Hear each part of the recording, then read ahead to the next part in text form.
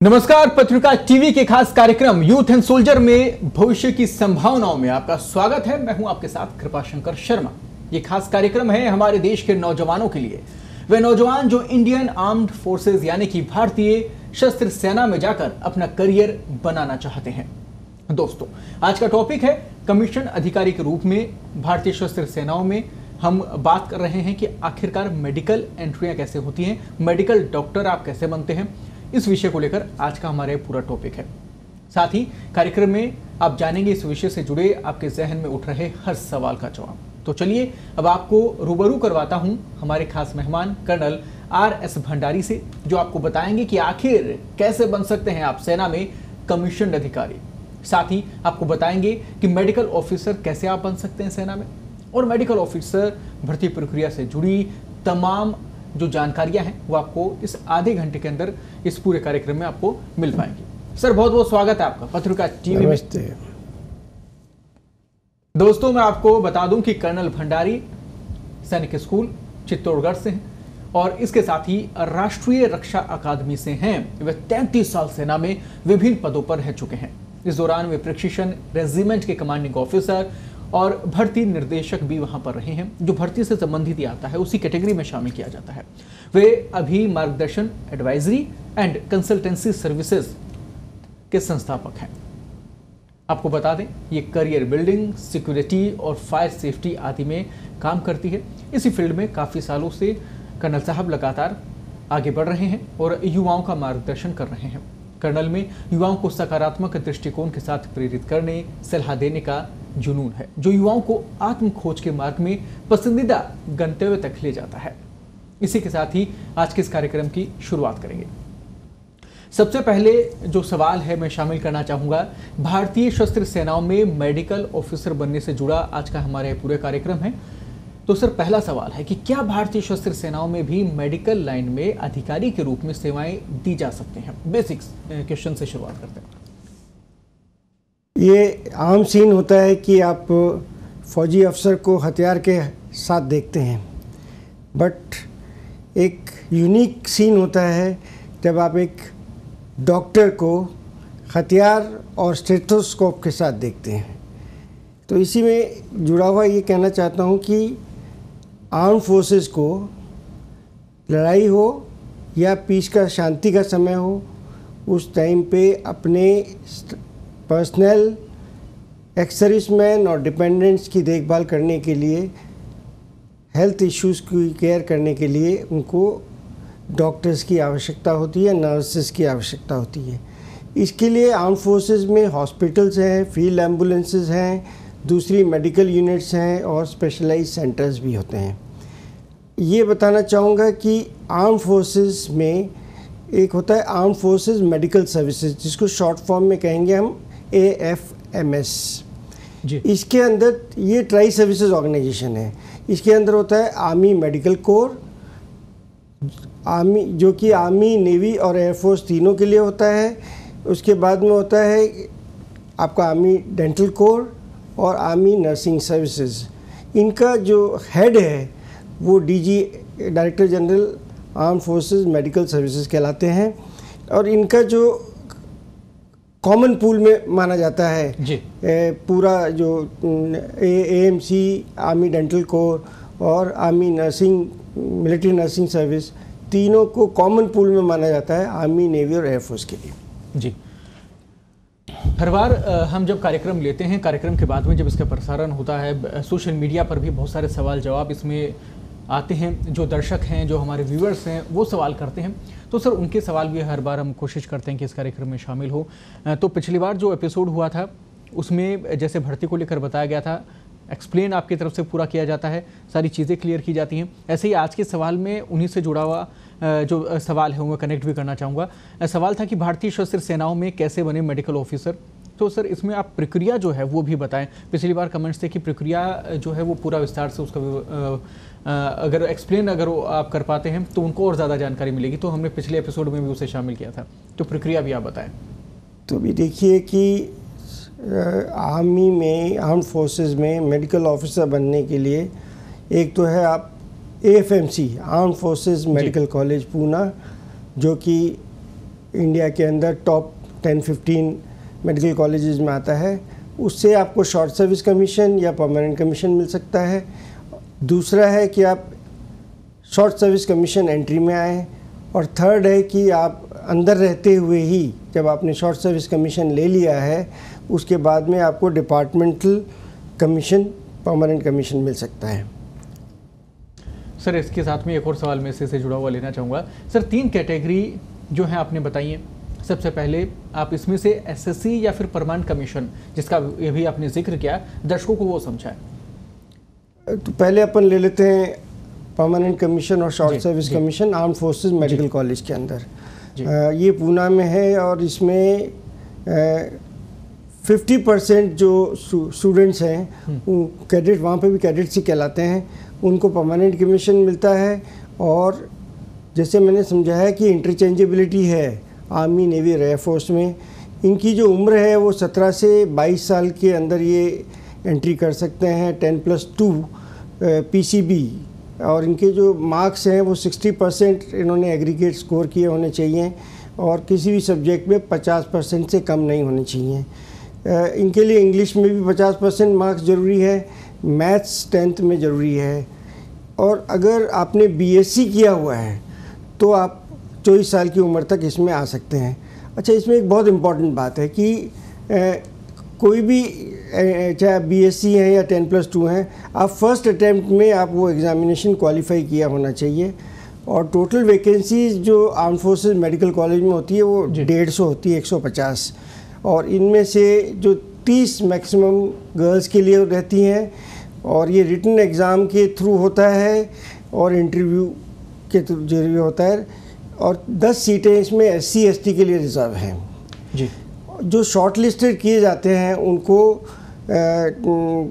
बुलाया जाता है इंग्लिश टेस्ट के, इंग्लिश लैंग्वेज के लिए, और comprehensive logic and reasoning test होता है, साइकोलॉजिकल टेस्ट होता है, इंटरव्यू होता है, और मेडिकल एग्जामिनेशन के बाद में मेरिट बनती है। अब इसमें इम्पॉर्टेंट बात यह है कि जब फाइनल मेरिट लिस्ट में जो है इनका जो रिटन एग्ज़ाम का स्कोर है और इंटरव्यू के मार्क्स ही जोड़े जाते हैं।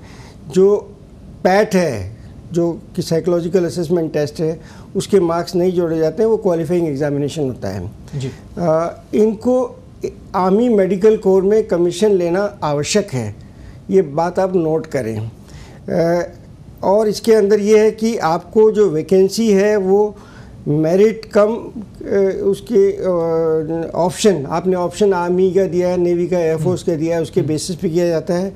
और जो शॉर्ट सर्विस कमीशन जिनको मिलता है 50% को, इसी में से उनके लिए क्या है कि वो 7 साल तक सर्विस करना उनके लिए कंपलसरी है। और जो परमानेंट कमीशन होते हैं, जैसे हमने पहले कई एपिसोड में समझाया है, वो मैक्सिमम फुल सर्विस तक, जब तक ये रिटायर नहीं होते हैं, वो सर्विस करते हैं। और कैंडिडेट्स को इसके लिए बॉन्ड देना पड़ता है जी। और अगर आप नहीं एग्री करते हैं और आप जाना चाहते हैं तो आपको पूरा पैसा दे के निकलना पड़ता है। ये जो MBBS कोर्स है 4.5 साल का होता है और 1 साल की इंटर्नशिप वहीं होती है। और आपने जब 4.5 साल MBBS कर लिया तो फिर आप डॉक्टर की टाइटल लगा सकते हैं इंटर्नशिप के दौरान में, और आप लेफ्टिनेंट रैंक आपको मिल जाती है। और जब इंटर्नशिप कंप्लीट हो जाती है तो आपको कैप्टन या इक्विवेलेंट रैंक मिल जाती है।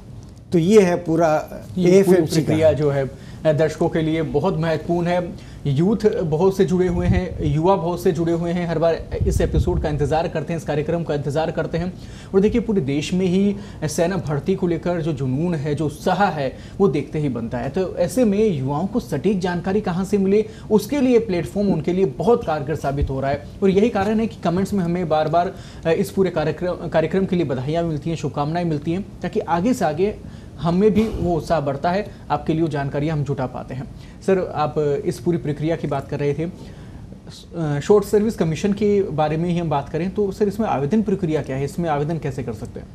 शॉर्ट सर्विस कमीशन जो आर्मी मेडिकल कोर में होता है, उसमें आप पहले ही डॉक्टर बने होते हो, सिविलियन डॉक्टर होते हो। पहली बात, चाहे वो आप मेल हो चाहे फीमेल हो, और आपने जो फाइनल MBBS एग्ज़ाम की पास किया है वो नॉट मोर देन 2 अटेम्प्ट्स में किया होना चाहिए आप अप्लाई करने से पहले। ये बहुत इंपॉर्टेंट बात है, इसको समझ लीजिए। और इंटर्नशिप की होनी चाहिए। एज इसमें जो है उसकी आपकी उम्र 30 साल से कम होनी चाहिए अगर आप MBBS हैं और PG डिप्लोमा तक किया हुआ है। 35 साल अगर आपने पोस्ट ग्रेजुएशन किया है तो ये आपकी उम्र एक्सेप्टेबल है।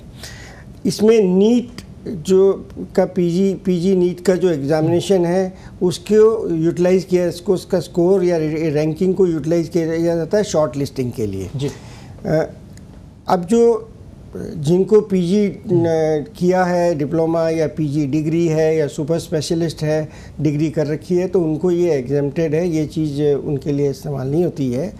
और जो शॉर्ट लिस्टेड कैंडिडेट होते हैं उनको दिल्ली में जो आर्मी का आरआर हॉस्पिटल है वहाँ पर उनको इंटरव्यू और मेडिकल एग्जामिनेशन के बुलाया जाता है। इसमें कुछ वैकेंसीज फॉरेन कैंडिडेट्स के लिए भी होती है, या यूँ कहूँगा कि जिन्होंने ग्रेजुएशन फॉरेन कंट्रीज़ में किया है वो भी इसके लिए अप्लाई कर सकते हैं, प्रोवाइडेड वो जो डिग्री है उसको मेडिकल काउंसिल ऑफ इंडिया ने रिकॉग्नाइज़ किया हो। और इसमें बहुत अच्छी वैकेंसीज़ होती हैं, बहुत अच्छी वैकेंसीज़ होती हैं, मौका बहुत होता है। बस आपको तैयारी जो है वो तरीके से करनी है, यानी कि एक टाइम टेबल के साथ में और एक पूरी प्रोसीजर के साथ में, एक पूरा आप इस पूरी मंजिल के लिए कहीं ना कहीं सीढ़ी दर सीढ़ी आप चलते हैं, मजबूती से आगे बढ़ते हैं तो आपको सफलता मिलती है। इसके साथ ही सर परमानेंट कमीशन की प्रक्रिया भी एक बार आप दर्शकों को बताएं ताकि सारा जो कंक्लूड है वो हो पाए, जो प्रोसीजर है पूरा वो समझ पाए। जो short service commission medical officers in service हैं जी, उनको जाना पड़ता है डीपीसी के थ्रू। डिपार्टमेंटल परमानेंट कमीशन का एक बोर्ड बैठता है, उस बोर्ड के जरिए इनका सिलेक्शन होता है, इंटरव्यू होता है, मेडिकल एग्जामिनेशन होता है परमानेंट कमीशन ग्रांट करने के लिए। और इसकी जो अपर एज है वो 45 ईयर्स है जी। अब इसके अलावा इसके साथ में कुछ एग्जामिनेशंस भी होते हैं। 3 चांस मिलते हैं आपको डिपार्टमेंटल परमानेंट कमीशन प्राप्त करने के लिए। आपकी सर्विस होनी चाहिए कम से कम 2 साल फिज़िकल सर्विस जी, और मैक्सिमम 9.5 साल तक की शॉर्ट सर्विस कमीशन की अगर आपकी सर्विस है तो आप इसके लिए चांसेस ले सकते हैं। 2 चांसेस के अलावा आपको नेक्स्ट ये चांस, जो 2 चांस हैं वो आपको पहले 5 साल में लेने होते हैं, और 1 चांस जो है वो आफ्टर 5 ईयर सर्विस लेना मिल सकता है। और क्या होता है कि एक AMC एक ऐसा सेटअप है या ऑर्गेनाइजेशन है जिसमें मान लीजिए आपने 5 साल शॉर्ट सर्विस कमीशन की नौकरी करके आप बाहर चले गए, वापस सिविल में आ गए, बट आपने फिर वापस कमीशन ले लिया, तो भी आपको सब्सिक्वेंट जो टेन्योर है उसके अंदर आपको इसके लिए कोई चांस नहीं मिलेगा फिर आपको कि मैं परमानेंट कमीशन ले सकता हूँ। कि अगर आप पहले बाहर चले गए 5 साल के बाद और फिर वापस कमीशन लिया शॉर्ट सर्विस, तो आपको DPC के थ्रू नहीं जा सकते हैं। तो ये नटशेल में है DPC का पूरा प्रोसीजर। यानी मौका तो मिल सकता है लेकिन फिर DPC के थ्रू नहीं होगा। सर मेडिकल ऑफिसर्स को लेकर हम जहां आप जिक्र कर रहे हैं, अच्छा उनकी प्रक्रिया क्या है, भर्ती क्या है, वो सारी बातें इसमें हो रही हैं, तो सर ऐसे में उनकी तैनाती कहाँ पे हो सकती है, ये भी आप दर्शकों को एक बार बताएं। मेडिकल ऑफिसर्स जैसे दूसरे ऑफिसर्स के लिए लागू है, सेम है कि आपको आर्मी मतलब आपको कहीं पे भी इंडिया के अंदर कहीं पे भी अब्रॉड आपको कहीं पे भी भेजा जा सकता है, पहली बात तो ये है। दूसरा ये कि आपकी यूनिफॉर्म चेंज हो सकती है, आर्मी से नेवी, नेवी से एयरफोर्स या वैसा वर्सा हो सकती है। इसके लिए कुछ टर्म्स एंड कंडीशंस होती हैं कि कितने सालों के बाद में आप चेंज कर सकते हैं या पोस्ट ग्रेजुएशन के लेवल पे चेंज कर सकते हैं जी। एक बहुत इम्पॉर्टेंट बात है कि इनको इंडिपेंडेंटली काम करने का आवश्यकता भी है। जैसे आप रेजिमेंटल मेडिकल ऑफिसर नियुक्त किए जाते हैं, शुरू में जनरली आपको रेजिमेंटल मेडिकल ऑफिसर RMO कहते हैं उनको। जैसे कोई इन्फेंट्री यूनिट है, आर्टिलरी यूनिट है, आर्मर्ड यूनिट है, जहाँ पर ट्रूप स्ट्रेंथ ज़्यादा होती है, उनकी उस यूनिट में पोस्ट किया जाता है और वहाँ पर आप RMO होते हैं। तो आप इंडिपेंडेंट होते हो, ऑल बाय योरसेल्फ, और आपके पास में 1 या 2 नर्सिंग असिस्टेंट होते हैं। अब ऑल्सो एक बात और इम्पॉर्टेंट समझिए कि अगर आपने पोस्ट ग्रेजुएशन कर रखा है तब भी आपको नॉर्मल MO की ड्यूटी करनी पड़ेगी, GDMO general duty medical officer की। तो ये है तैनाती के बारे में जी। ये सर भारतीय सशस्त्र सेनाओं में मेडिकल ऑफिसर्स का शांति के समय और जंग में क्या रोल होता है, इनके कार्य क्या रहते हैं, ये भी आप बताएं एक बार दर्शकों को। देखिए, सबसे पहली बात तो जैसे सिविल में डॉक्टर काम करते हैं वो अपना काम करते हैं जी। दूसरी बात है कि क्योंकि वो आर्म फोर्सेस के ऑफिसर्स हैं तो उनको आर्म फोर्सेस का जो नॉर्मल वर्किंग, इंटरनल वर्किंग है उसके हिसाब से भी वो काम करते हैं। बट वो स्टार्ट सभी के सभी as a general duty MO करते हैं, चाहे आप पोस्ट ग्रेजुएट हो, चाहे आप नॉर्मल MBBS हो। आपको पोस्टिंग फील्ड एम्बुलेंस में हो सकती है या RMOs हो सकते हैं, जैसे मैंने पहले समझाया, या नेवल बेस या एयर बेस में आपकी पोस्टिंग हो सकती है। पहली टेन्योर 2 से 3 साल होती है, उसी के बीच में आपको एक कोर्स पे भी भेजा जाता है जिसका नाम है MOBC, मतलब मेडिकल ऑफिसर बेसिक कोर्स। ये सभी के लिए कंपलसरी है। इसके बाद में वो जो ड्यूटी है, नॉर्मल ड्यूटीज़ में आपको जो ड्यूटी रोस्टर में आपको ड्यूटी लगेगी वो ड्यूटी करनी है। सिक रिपोर्ट है जो आपके यूनिट के अंदर या हॉस्पिटल में जो बीमार हैं उनको देखना है, वो आते हैं आपके सामने, एक सर्विसमैन है या डिपेंडेंट हैं। आप पीरियडिकल मेडिकल टेस्ट करते हैं ऑफिसर्स और जवानों के। इसके अलावा हॉस्पिटल मैनेजमेंट, डिपार्टमेंट मैनेजमेंट का काम आपका ही होगा, चाहे वो छोटा सेक्शन हॉस्पिटल हो चाहे बड़ा हॉस्पिटल हो, आपको अपना एडमिनिस्ट्रेशन खुद को संभालना पड़ता है। इंस्पेक्शन करना यूनिट्स का, हाइजीन और सैनिटेशन के लिए, ये भी एक काम उनको दिया जाता है। जनरल मिलिट्री ड्यूटी जैसे एडमिनिस्ट्रेशन है, ह्यूमन रिसोर्स मैनेजमेंट है, ट्रेनिंग है, फाइनेंस है, लॉजिस्टिक्स है, ये पोर्टफोलियो भी उनको दिए जाते हैं अपने डॉक्टरी के अलावा।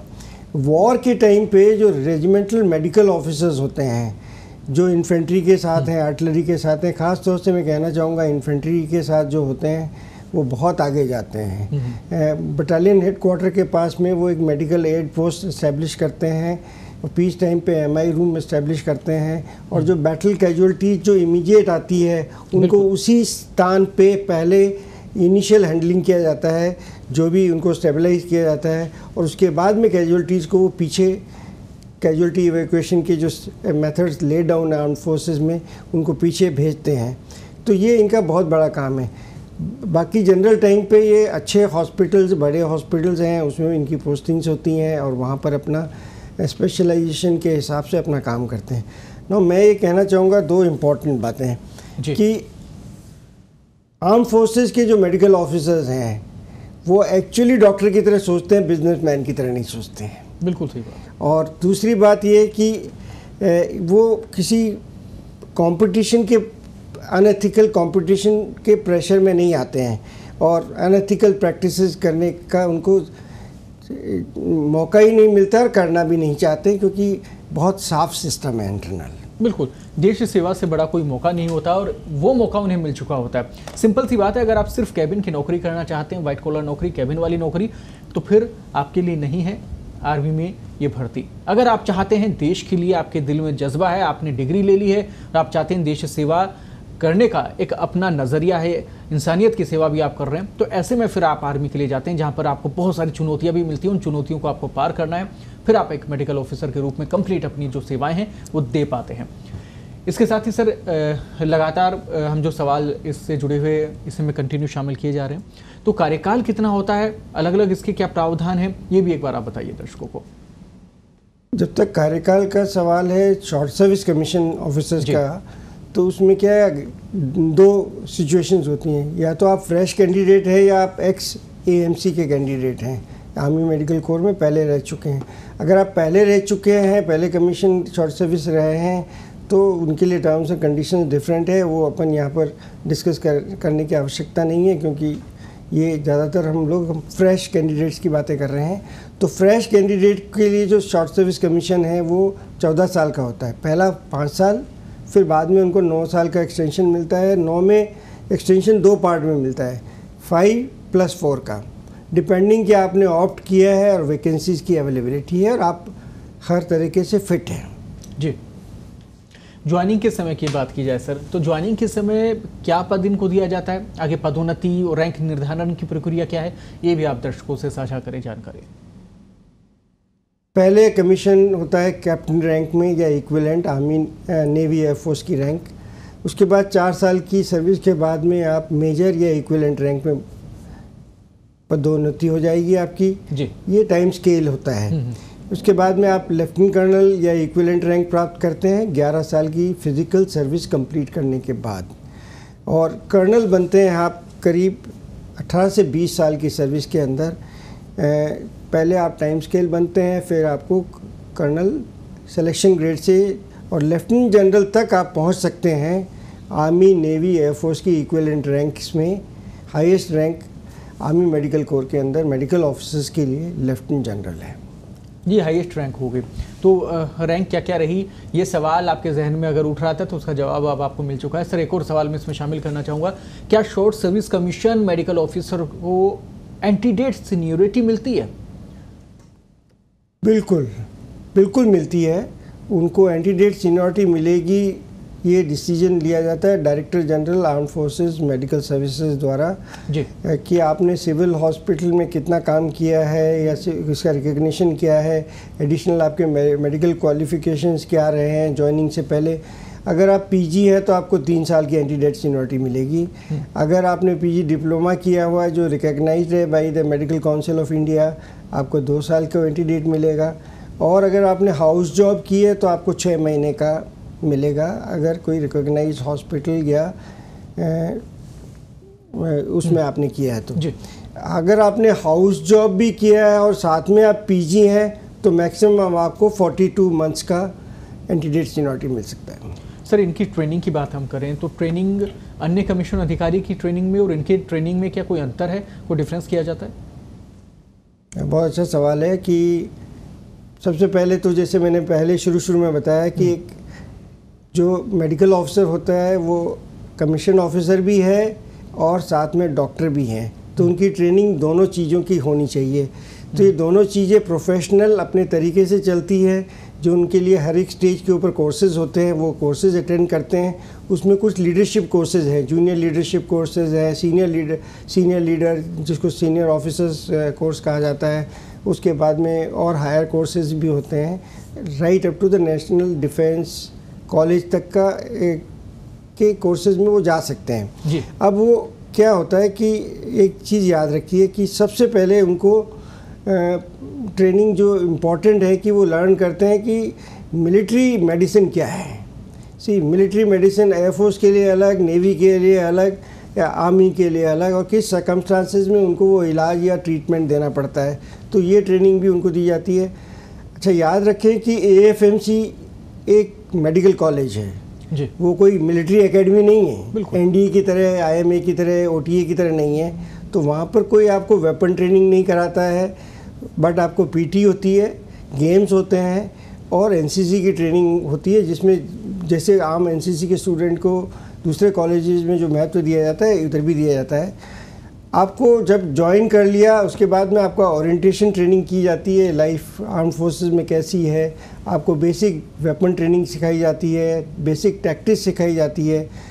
MOBC कोर्स जो मैंने पहले बताया, जिक्र किया, वो आपका को कराया जाएगा, जो कि AMC centre and college Lucknow में होता है कमीशनिंग के बाद में जी। और उसके बाद डिपेंड करता है कि आपका इंटरेस्ट कितना है, आपका इंक्लिनेशन क्या है, क्या करना चाहते हो, आप आगे बढ़ना चाहते हो।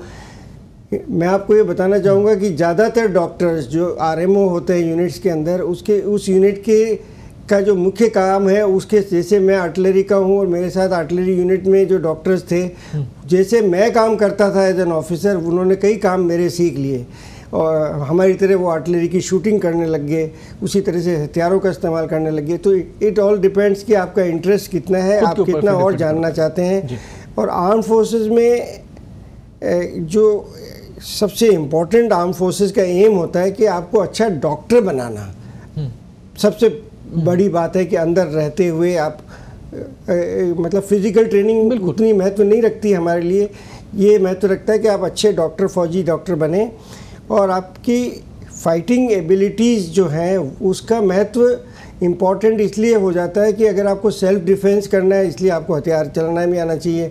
आप जिसको ट्रीट कर रहे हो अगर उसके ऊपर कुछ हमला हो सकता है और आपको उस टाइम पे भी करना पड़ता है, तो हम ये महत्व मानते हैं कि आप वुंडेड सोल्जर को कैसे ट्रीट करोगे, उसका ट्रीटमेंट कितना अच्छा करोगे, वो उपयोगी मानते हैं। बिल्कुल। तो सर, ऐसे में जो अधिकारी बनते हैं, जो भारतीय सशस्त्र सेनाओं में मेडिकल ऑफिसर हैं, क्या वो निजी अस्पताल खोल सकते हैं या क्या वे ड्यूटी टाइम के बाद में किसी निजी अस्पताल में सेवाएं दे सकते हैं? नहीं, कोई भी आप सर्विस में रहते हुए भी कोई भी निजी काम नहीं कर सकते हैं। मैं तो यहाँ तक कहूँगा कि जो हमारे आर्म फोर्सेस के तौर तरीके हैं या सिस्टम्स हैं, उसमें अगर कोई पेशेंट को घर पे भी जाके डॉक्टर नहीं देखता, चाहे वो उसी यूनिट में भी हो, पेशेंट ही डॉक्टर तक पहुँचाया जाता है। ये रिवाज है। और बाद में अगर आप रिटायर हो गए और छोड़ के आए, फिर तो आप कॉमन आदमी की तरह कुछ भी कर सकते हैं। यानी सर्विस के दौरान आप आर्मी के लिए, आप सेना के लिए ही काम उस समय कर सकते हैं। सर, इनके वेतन भत्तों को लेकर भी स्थिति एक बार क्लियर कीजिए कि कैसे क्या वेतनमान इनका होता है? देखिए, पहले तो AFMC में आई थिंक एक ही मेडिकल कॉलेज होगा इंडिया के अंदर जहाँ पर कि आपको स्टाइपेंड मिलता हो पढ़ाई के टाइम पे भी। तो एक तो ये है। उसके बाद में जब ये डॉक्टर्स ऑफिसर्स बन जाते हैं तो ये 10B लेवल जो डिफेंस का मैट्रिक्स है उसमें इनकी पे स्केल्स फिक्स होती हैं और ये दूसरे ऑफिसर्स से बेटर पे स्केल है इनकी। इनका अलग ही पे स्ट्रक्चर है एज़ कम्पेयर टू द दूसरे जो जनरल ड्यूटी ऑफिसर्स हैं उनके अलावा। और इनको NPA मिलता है, नॉन प्रैक्टिसिंग अलाउंस, बेसिक पे के ऊपर 20%। तो ये एक एक्स्ट्रा है। तो आप ये मान लीजिए, और उसके अलावा अगर आप सियाचिन में पोस्टेड हो गए, आप ऐसे डिफ़िकल्ट एरियाज में पोस्टिंग हो गए, तो आपकी सैलरी 1 लाख से भी ऊपर चली जाएगी। वो अलग क्राइटेरिया उसमें शामिल कर लिया जाता है अलग से। इसके साथ ही सिर्फ एक और महत्वपूर्ण सवाल इसमें मैं लेना चाहूँगा। कार्यक्रम में समय सीमित है, कोशिश ये कर रहे हैं कि सभी सवाल इसमें आ जाएं और युवाओं तक महत्वपूर्ण जानकारी पहुँच पाए। सर, मेडिकल ऑफिसर की PG करने के क्या प्रावधान है, ये भी एक बार आप दर्शकों को बताएं। PG करने के लिए आपको 4 से 10 साल की सर्विस के बीच में आपको एलिजिबल हैं PG करने के लिए। और ग्रेडेड स्पेशलिस्ट बनने के लिए आपकी उम्र 40 साल से कम होनी चाहिए। स्पेशलाइजेशन अंदर भी के होता है, AFMC में भी होता है और बाहर के कॉलेजेस में भी होता है। और यही है, शॉर्ट सर्विस ऑफिसर्स के लिए भी अपॉर्चुनिटी है। उनको ज़्यादातर AFM आर्म फोर्सेस के जो इंस्टीट्यूशन है उसी के अंदर कराया जाता है। और अगर वो पोस्ट ग्रेजुएशन करते हैं शॉर्ट सर्विस ऑफिसर, तो उनको कम से कम 14 साल की नौकरी करनी ही पड़ेगी। रिलीज के बाद में वो पोस्ट ग्रेजुएशन के लिए भी आर्मी की सीट को, आर्म फोर्सेस की सीट को यूटिलाइज कर सकते हैं। पूरे कार्यक्रम में हमने तमाम पहलुओं को शामिल करने की कोशिश की है कि आपके लिए मेडिकल ऑफिसर के मायने क्या हैं, उस भर्ती प्रक्रिया के मायने क्या हैं, वो सारी स्थितियां साफ हो सके, क्लियर हो सके, पूरी जानकारी आपको एक ही जगह मिल सके। तो वो शामिल भी करने की हमने पूरी कोशिश इसमें की है। इसमें शायद काफ़ी हद तक कर्नल साहब बताएंगे कि सफल भी हो पाए, काफ़ी सवाल इसमें शामिल हो गए हैं। सर, एक और आखिरी में कार्यक्रम में मैं एक सवाल, महत्वपूर्ण सवाल लेना चाहूँगा। हर एपिसोड के अंत में आप युवाओं के लिए कुछ ना कुछ प्रेरणादायक, ज्ञानवर्धक जानकारी ज़रूर देते हैं, तो इस बार के लिए क्या संदेश है? सबसे बड़ा संदेश डॉक्टर्स के लिए ये है कि life is tough, so let's be tougher. And अपने आप को officer like qualities as a candidate develop करिए, अपने आप में कॉन्फिडेंस डेवलप करिए, फिजिकल फिटनेस डेवलप करिए और अपनी कम्युनिकेशन स्किल्स को डेवलप करिए, ताकि आप एक अच्छे डॉक्टर बन सकें आर्म फोर्सेस के अंदर। ये आर्मी मेडिकल कोर की जो सर्विस है, प्रोफेशनलिज्म भी है और साथ में मिलिट्री लाइफ भी है। और मैं एक अंत में यही कहना चाहूँगा सब युवाओं से कि ICU में एक लाइफ बचाना इजी है, बट लड़ाई के मैदान में किसी लाइफ को बचाना और उसको समझना बहुत डिफ़िकल्ट है। दोनों में बहुत बड़ा अंतर है। एक ICU में काम करता है और एक डॉक्टर फील्ड कंडीशंस में काम करता है। हम सैल्यूट करते हैं ऐसे डॉक्टर्स को। बिल्कुल, पूरा देश सैल्यूट करता है। बिल्कुल साहब, ऐसे डॉक्टर्स को, उनके जज्बे को, जो ऐसी स्थितियों में काम करते हैं जो बहुत विकट होती हैं, बहुत चुनौतीपूर्ण होती हैं। तो बिल्कुल कमर कस लीजिए। आप भी अगर आप तैयारी कर रहे हैं भारतीय सेना में जाने की और आप तैयारी कर रहे हैं मेडिकल लाइन से वहाँ तक पहुँचने की, तो चुनौतियाँ बहुत हैं, लेकिन हम इस देश के युवाओं को जानते हैं, वो हर चुनौतियों को पार करके इस देश के विकास के लिए, इस देश की गति के लिए अपनी पूरी जान इसमें लगा देते हैं। पत्रिका टीवी आपको मौका दे रहा है कर्नल आर.एस. भंडारी से लगातार सवाल पूछने का, और यदि आप सेना भर्ती से जुड़ा कोई भी सवाल पूछना चाहते हैं तो ईमेल के जरिए पत्रिका की ऑफिशियल जो ईमेल आईडी है उस पर आप हमें उस सवाल भेज सकते हैं। साथ ही सोशल मीडिया पर जब कार्यक्रम का प्रसारण होता है तो कमेंट बॉक्स में भी जाके आप अपनी बात रख सकते हैं। उसका प्रसारण जो है वो अगले कार्यक्रम में हम करेंगे, अगले कार्यक्रम में सवाल हम शामिल करेंगे। सर बहुत बहुत धन्यवाद, आपका चर्चा में शामिल हुए, पूरी चर्चा को आपने सार्थक बनाया। तो फिलहाल आज के कार्यक्रम में इतना ही, फिर आपसे मुलाकात होगी एक नए कार्यक्रम के साथ में, एक नए मुद्दे के साथ में। तब तक के लिए हमें दीजिए इजाजत, नमस्कार।